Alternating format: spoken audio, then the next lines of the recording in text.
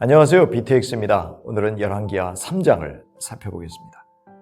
아하시아의 뒤를 이어서 여호람이 이스라엘의 9대 왕으로 등극합니다. 이 사람은 12년이라는 비교적 긴 기간 동안 북이스라엘을 통치합니다. 그 이유는 그가 악을 행하기는 했으나 그 아비 아합이 만든 바알의 주상을 없애는 업적을 남겼기 때문입니다.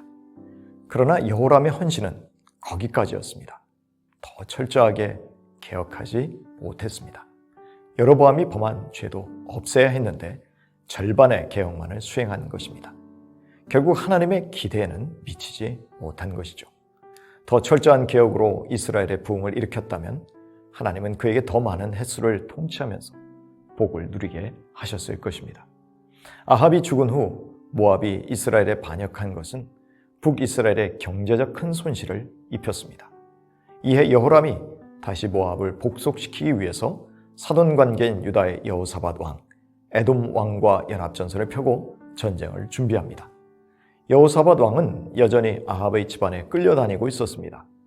그런데 지난번 아합 때와 달리 이번에는 하나님께 먼저 묻지도 않고 출전하다가 큰 어려움에 봉착합니다. 이스라엘 연합군은 참전 7일 만에 군사와 생축을 먹일 물이 없어서 당황하게 됩니다. 이때 여호사밧은 비로소 하나님의 선지자를 찾으며 하나님을 찾았습니다.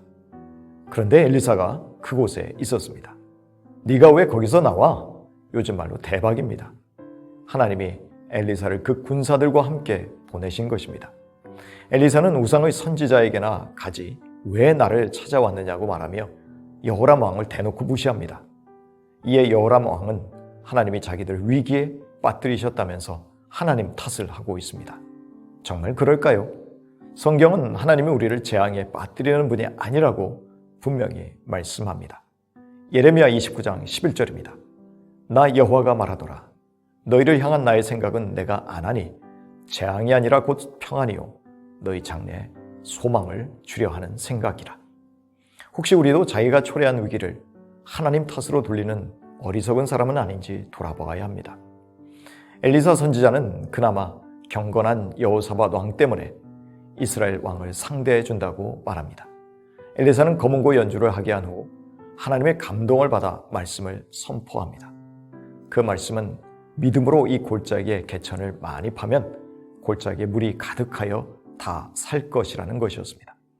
바람이나 비는 바알을 연상시키는데 하나님은 그들과 상관없이 물을 풍성하게 주시겠다고 약속하신 것이죠. 따라서 이들이 해야 하는 일은 물을 가득 받을 개천을 믿음으로 많이 파는 것입니다. 우리도 하나님의 약속을 받았다면 믿음을 가지고 약속에 적극적으로 반응해야 합니다.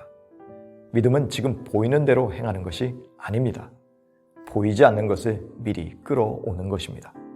그럴 때 골짜기에 물이 가득하듯이 우리 역시 하나님이 주실 선물을 넘치도록 받을 것입니다. 게다가 하나님은 모압에 대한 승리도 약속해 주셨습니다. 다음날 아침 에돔 쪽에서 물이 흘러와 계곡의 모든 개천이 물로 가득 찼습니다. 모압은 해에 비친 물을 피로 착각하고 동맹군 안에 내분이 일어난 것으로 오판합니다. 그리하여 이들은 느슨한 마음으로 전리품이나 챙기러 왔다가 오히려 이스라엘 동맹군의 공격을 받고 대패합니다.